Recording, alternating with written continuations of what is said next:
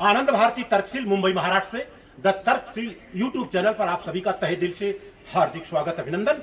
आज यहाँ पर मैं माननीय लालमणि मौर्य जी के निवास स्थान पर आने का एक अवसर मिला और लालमणि जी के घर पर दरअसल माननीय दीनानाथ मौर्य जी जो कि पश्चिम रेलवे में मोटरमैन के पद पर हैं और उनकी जीवन संगनी नाम मैडम जी संगीता जी हैं।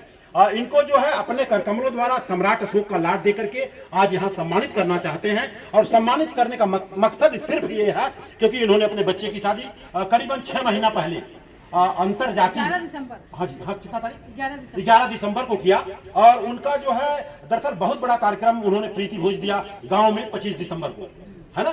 25 दिसंबर को डॉक्टर भीमराव अंबेडकर 25 दिसंबर 1927 को दरअसल मनुस्मृति को जलाया था, है ना। और उसी दिन के ऊपर आपने दरअसल वहां पर बहुत बड़ा प्रोग्राम किया। तो मैं चाहूंगा माननीय लालमणि मौर्य जी तथा उनकी जीवन संगनी रमा मैडम जी आप इनको ससम्मान अपने हिसाब से दीजिए जी। ऐसे आगे जी मैं चाहूंगा आप लोग एक बार जोरदार ताली बजा करके इनको सम्मानित करें, सम्मान दें। धन्यवाद। अब आप अपने हाथ में ले मैडम जी, आप अपने हाथ में ले लीजिए। अब वहां खड़ी हो जाइए जी। कहां? नहीं आप हाँ आप जहाँ हैं सही हैं जी। आप बताइए पहली बार आप यहाँ मौर्य समाज चैरिटी ट्रस्ट मुंबई महाराष्ट्र के अध्यक्ष माननीय लालमणि जी के घर पे आए और इस तरह से आपको खाना भी खिलाया उन्होंने और इस तरह से सम्मानित किया। और क्यों किया? क्योंकि जो हम लोग बोलते हैं और आपने वो काम करके दिखाया। तो बताइए बोलना अच्छा कि काम करके दिखाना अच्छा? करके दिखाना। हाँ जी करके दिखाना। तो किसने दिखाया? मैंने। आपका सम्मान हुआ तो अच्छा हुआ खराब हुआ? अच्छा हुआ। अच्छा हुआ ना। तो आपका देख करके दरअसल आप भी करने जा रहे हैं। तो आप भी इनको सम्मानित करेंगे कि नहीं करेंगे? चलिए बहुत अच्छी बात। देखिए ऊपर वाला भी खुश हो रहा है। अब ये मैं चाहूंगा दीनानाथ जी लालमणि जी को दे, इसको लालमणि जी को दे, ये दीजिए ऐसे हाथ में रख ले गार्ड। यस लालमणि जी को दीजिए मान सम्मान और एक बार सब ताली बजा के सम्मान कर दे।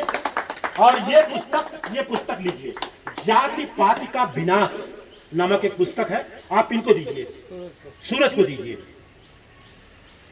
सूरज जी ये जाति पाति का विनाश जो आप और आपके मित्र हैं माननीय कमल जी, आप लोग जात पात के विनाश पे काम भी कर रहे हैं। और विनाश कैसे होगा? जब हम लोग अंतर जाति विवाह करेंगे तो जात पात का अपने आप विनाश हो जाएगा।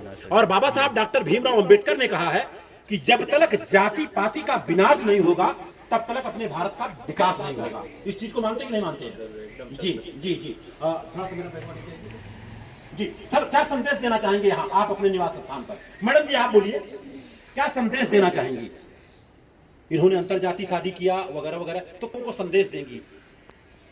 इन्होंने किया बहुत अच्छा किया। हम चाहते हैं कि हमारे सब जितने भाई बहन हैं सब एक हो जाएं जिस दिन उस दिन तो बहुत हमारे देश का उत्थान ही उत्थान होगा।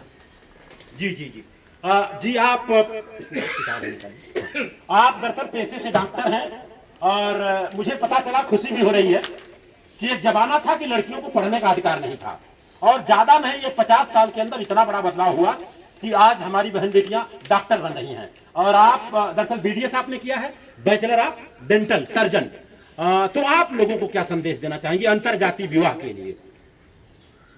अंतरजातीय विवाह पे मैं ये संदेश देना चाहूँगी कि कास्ट कुछ मैटर नहीं करता है, तो इंसान मैटर करते हैं, कैसे हैं कैसे नहीं है। तो हमें कास्ट नहीं देखना चाहिए, इंसान कैसा है उस पर शादी करनी चाहिए।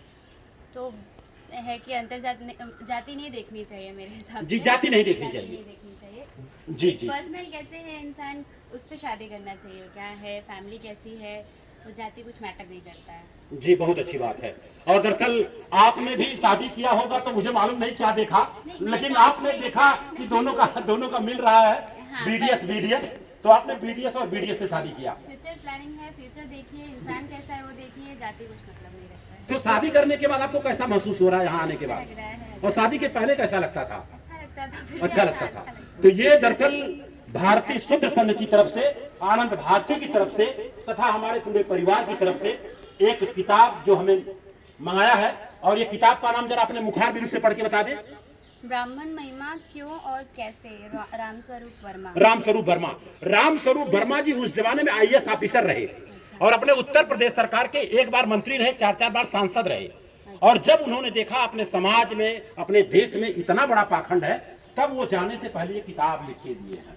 और इस किताब को जरूर पढ़िएगा और इस किताब को पढ़ने के बाद बहुत सारी आपको जानकारी होगी। जी आप बताइए, आप माननीय लालमणि जी की बड़ी बहू हैं, नाम बताइए अपना। सीमा रवि मौर्य। सीमा जी, तो आप बताइए कि हम लोग कहीं सीमा से बाहर तो नहीं निकल रहे ना? नहीं अंकल, नहीं ना, है ना? सही कर और आपके घर में आपके कमल जी आपके देवर लगेंगे, उन्होंने भी अपने लिए कोई लड़की चुना है, नो डाउट थोड़ा सा अभी उसमें समय है, लेकिन अच्छे से होगा। कैसा रहेगा?